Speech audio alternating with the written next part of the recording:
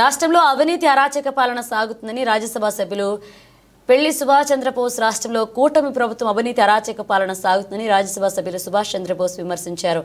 రామచంద్రాపురం వైఎస్ఆర్సీపీ కార్యాలయంలో ఆయన మీడియా సమావేశం నిర్వహించారు. అమలుకు సాధ్యం కాని హామీలు రాష్ట్ర ప్రజలకిచ్చి అధికారంలోకి వచ్చిన కూటమి నేతలు ఒక పక్క అరాచక పాలన సాగిస్తూ మరొక వైపు మా పార్టీ నేతలపై లేనిపోని ఆరోపణలు చేస్తున్నారని ఎంపీ బోస్ ఆగ్రహాన్ని వ్యక్తం చేశారు. మా ప్రభుత్వం అధికారంలో ఉన్నప్పుడు అవినీతికి పాల్పడిన వారిపై అధిష్టానానికి చెరవేసి సక్రమ పాలన అందించామని, కూటమి ప్రభుత్వం అధికారంలోకి వచ్చిన తర్వాత వైసీపీ కార్యకర్తలపై నాయకులపై అక్రమ కేసులు బనాయిస్తుందని రాష్ట్ర ముఖ్యమంత్రి చంద్రబాబు నాయుడు ఎన్నికల ముందు ఇచ్చిన హామీలు అమలు చేయడంలో విఫలమయ్యారని అన్నారు. అలాగే వైఎస్ఆర్సీపీ పార్టీ అది వైఎస్ జగన్మోహన్ రెడ్డి అన్నారు. రామచంద్రాపురం నియోజకవర్గంలో మా పార్టీ అధికారంలో ఉన్నప్పుడు అవినీతి ఆధారాలు ఉంటే వారిపై కేసులు పెట్టండి, కానీ స్థానిక మంత్రి వాసంశెట్టి సుభాష్ మాపై అసత్య ఆరోపణలు చేస్తున్నారని, అటువంటి ఆరోపణలు ఆధారాలతో ఉంటే నిరూపించాలన్నారు మంత్రి సుభాష్ చంద్రబోస్. రామచంద్రపురం మండలం వెంకటాయపురం గ్రామ సర్పంచ్ మీద ఫాల్స్ ఎలిగేషన్స్ పెట్టి అక్కడ పెట్టినటువంటి స్వర్గీయ శ్రీ పిల్లి అప్పారావు మెమోరియల్ కళ్యాణ మండపం దాని ఈ మధ్య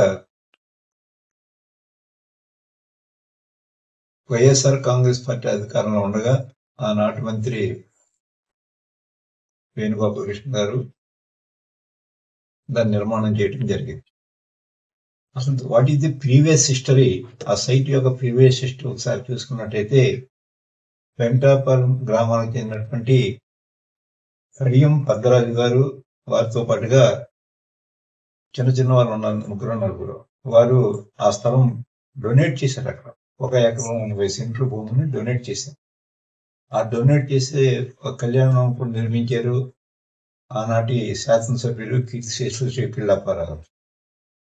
అది శిథిలావస్థకు చేరిన మూలంగా మళ్ళా ఇక్కడ ఒక నూతనంగా ఒక కళ్యాణ మండపం నిర్మాణం చేయడం జరిగింది.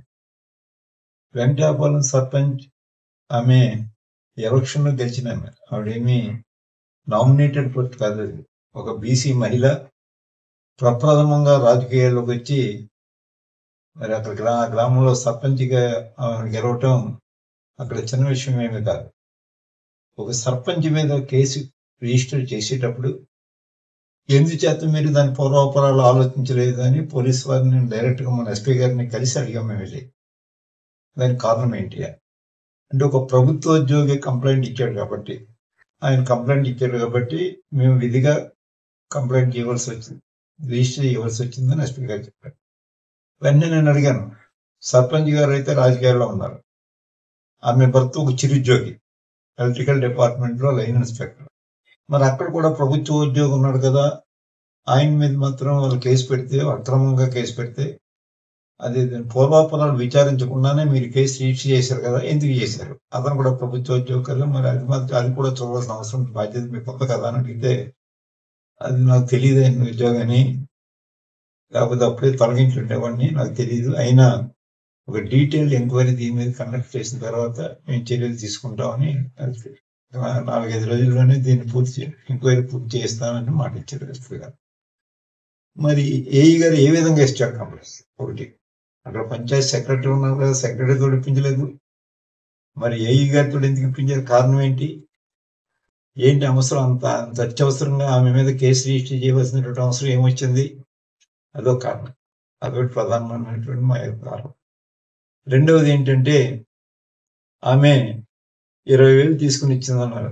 ఈ పెళ్లికి డబ్బులు తీసుకుని ఇచ్చారు సర్పంచ్ గారిని ఆరోపణ చేశారు.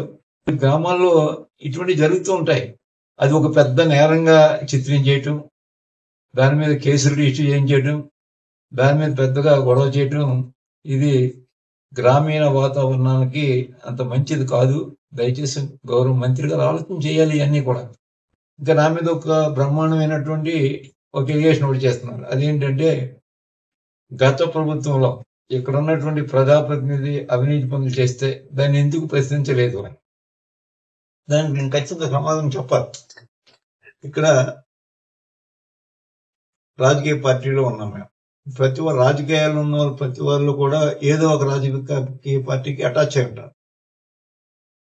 ఇక్కడ రాజకీయాల్లో ఉన్న వాళ్ళు వేరు, సంఘ సంస్కర్తలు వేరు. సంఘ సంస్కర్తల పని రాజకీయ నాయకులు చేయరు, రాజకీయ నాయకుల పని సంఘ సంస్కర్తలు చేయొచ్చు. ఇక సంఘ సంస్కర్తలు ఇప్పుడు రాజకీయ నాయకులు చేసే పని ఏంటంటే ఒక పొలిటికల్ పార్టీకి అటాచ్ అయి ఉంటారు కాబట్టి మా అధిష్టాన వర్గం దృష్టికి తీసుకెళ్తాం తప్ప బజార్కి ఎక్కి కడిగేయం. సరే అతను తప్పు చేస్తే మీరు ఈవేళ అధికారులు ఉన్నారు, మంత్రి వాసంచేరి సుభాష్ అనేవారు గౌరవ మంత్రివర్యులు, బాగా చదువుకున్నవారు, మరి ఆ మాత్రం ఉంటే లా గ్రాడ్యుయేషన్ కూడా ఉందనుకుంటాను ఆయనకి.